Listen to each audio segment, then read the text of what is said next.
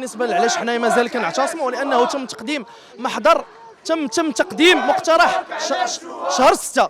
المقترح اللي ترفض في شهر 6 عاودوا عطاوه لينا، ما يمكنش. والطلبه راه عاودوا من مور المقترح ديال شهر 6 داروا اضراب وقاطعوا الامتحانات ديال الدوره الربيعيه بدورتيها العاديه والاستدراكيه.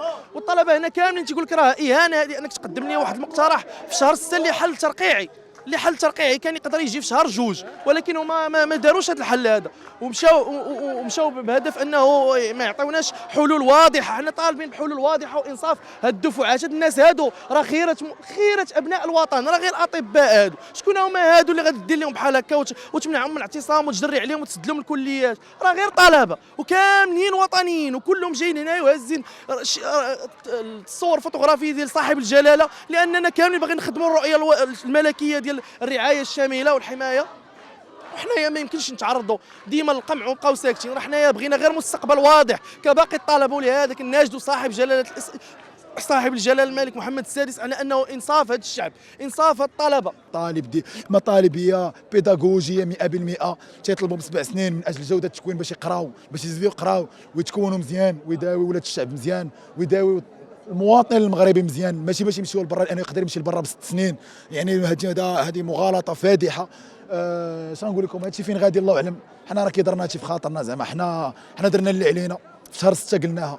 حنا مستعدين اننا نيغوسيو واننا نتنازلوا على اي نقطه نقدروا نتنازلوا عليها، الا النقاط التي تمس بجوده التكوين ديالنا والتي تمس بالكرامه ديالنا، واللي هما محسوبين 4 تكوين ب7 سنوات. لان ما كاين حتى شي ارغيومون ولا مازال ما شرحوش لنا علاش داروا هاد 6 سنين هذه.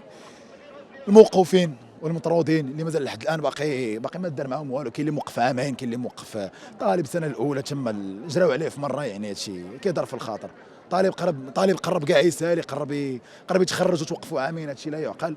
النقطه ديال الزرويات يتحيدوا، لي موداليتي دو ريبريز يعني ظروف العوده. انا فاش غنرجع خاصني نلقى ظروف عوده ملائمه. كنشوفوا المسار ديالنا يخليونا غير نهضروا على حقوقنا. المسار ديالنا مسار مجهول. الا جينا نهضروا على المسار ديالنا مجهول في هذه البلاد. حتى واحد ما عارف فين غادي. اش غنقولوا ليه؟ الله يرحم الوالدين. راه حنا كنتسناوك تلقى الحل، راه 9 شهور ولا 10 شهور وحنا جالسين، وراه مراوي ما بغاش يلقى الحل. انا اللي كنقولها ونعاودها انه وزير التربيه والتعليم هو ما بغاش يلقى الحل، وكون بغى يلقى الحل كنا في شهر 6 غندخلوا، ولكن مراوي ما بغاش يلقى. النفسيه ديال الابناء ديالنا تازمات هذه، يعني او موان مده ديال واحد 6 شهور ولا 7 شهور بعد ما طال الاعتصام اللي جار، من بعد ما طالت المقاطعه ل 10 شهور، وان الوزير داير سيلونس راديو ما لا يستجيب مع احد، لا يجتمع مع احد. فهاد النفسيه ديالهم بيان سور في الحضيض. واللي صعيب هذه ان حتى النفسيه ديالنا حنا غادا للحضيض، لان دابا في الاخر تولي الاسر ديال اللي عندها ابناء اللي كانت تحلم انه غيولي طبيب الغد تتعيش واحد الجحيم في البيوت ديالها. وهذا سببه السيد وزير التعليم العالي، نطلب الله يهديه يلقى حل مع الناس.